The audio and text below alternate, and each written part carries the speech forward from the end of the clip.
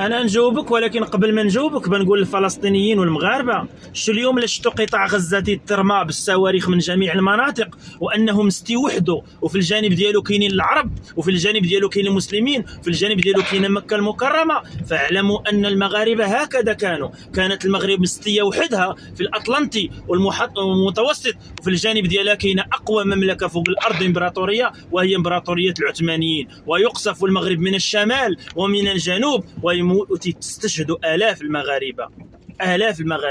معركة واد المخازن ماتت، استشهدت 10,000 مغربي وانتصرنا عليهم وماتت فيهم هما 20,000. في معركة 1554 راه قطع رأس مولين الشيخ، وفي المعركة اللي بعدها ديال واد اللبن راه قتل 5,000 6,000 مغربي وتتفرجوا فينا. فكانوا كاليوم، لكانت اليوم تسمى النكبة فلسطين، والنكبة من 1948، فنكبة المغاربة بدأت في سنة 1497 عندما سقطت آخر معاقل غرناطة، وسميت النكبة الإسلامية، وسميت كذلك النكبة المغربية، لأن المغاربة سقطت الأندلس وسقطت بالتالي شمال المغرب السبتة ومليلية. فخانونا العرب واحتموا تحت راية العثمانيين وتركوا المغرب من 1500 وهو تتقصف من 1500 وهو يتحارب 5 قرون حتى جات الحرب العالمية الأولى. 500 سنة والمغاربة في حرب، 500 سنة وهما واقفين على رجليهم، وبقات الأرض ديال المغاربة. كذلك فلسطين راه باقا ما وصلش 500 سنه وغتبقى واقفه على رجليها، ولكن شكون اللي خانوها العرب والمسلمين. واليوم تثبتوا انكم خونتوا المغرب كذلك، وتحاميتوا عليه مع الصليبيين في حروب الاسترداد اللي دفع فيها المغرب ثمن. تقصف، لكانت اليوم تتقصف غزة غير من إسرائيل، فالمغرب كانت تتقصف من أوروبا كلها ومن البرتغاليين، وتتقصف من العثمانيين بشهادة العثمانيين براسهم. فكان هذا المغرب هذا تيضرب من 3 جوي. وفاش وقفنا معكم نتوما يا كجزائر ولا نتوما كعرب راه دفعنا الثمن.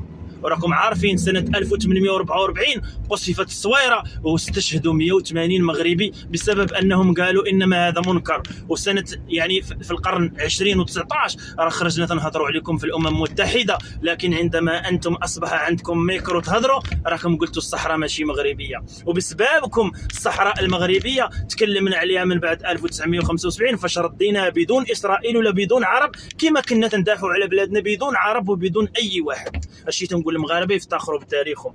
اما هذا السؤال اللي سولني فيه اين سبته ومليليا، سول جدودك اين كانوا من بعد ما سقطت سبته ومليليا، ومن كان سببا في سقوطها وفي جعل المغاربه كقطاع غزه اليوم. المغاربه شو خريطه راه هكا كما المغرب كما قطاع غزه، كانوا المسلمين حداه والعرب حداه، وخصنا اتفاقيات مع اوروبا وشدوا البحر المتوسط في ايالات العثمانيين وخلاوا المغرب تيوصلوا حدا الجزائر، ايالات الجزائر العثمانيه، وتيرجعوا للمغرب وبقاو يعطيو مشات العرائش، ضاع الشمال ديال المغرب، ضاع الجنوب ديالو، بقينا نتقاتلوا معاهم، وكنا وحدنا تنتخيدوا، وكنا وحده بنتفرقعوا، وكنا وحدنا تنتقاتلوا. ولا كانت اليوم فلسطين غير 12 يوم 3000، فالمغرب غير 4 ايام 10,000 مغربي ماتوا تستشهدت. فالمغاربه كانوا تيقتلوا بحال الدبان، والمغاربه كانوا تيقاتلوا على بلادهم حتى بقات هذا المغرب اللي شفتوه نتوما واقفه اليوم. فهي النكبه الاولى قبل فلسطين وهالنكبه الثانيه. فاعلموا يا اخوه الفلسطينيين ماشي غير نتوما يتشرب دمكم اليوم،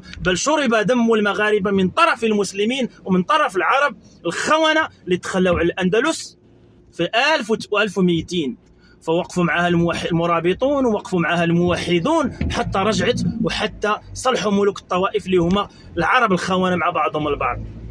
فعندما صلحناها رجعوا لها، وعندما خربت هرب كل شيء عليها وخلى المغاربه يدفعوا الثمن في حروب استرداد اللي مسجله دابا عند الاوروبيين كيف قتلوا وكيف تحاربوا وكيف انهزموا مع المغاربه في معركه واد المخازن.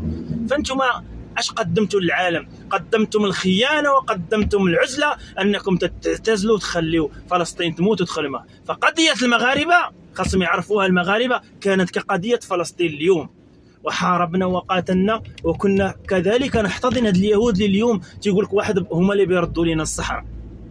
فنعلة الله على المنافقين.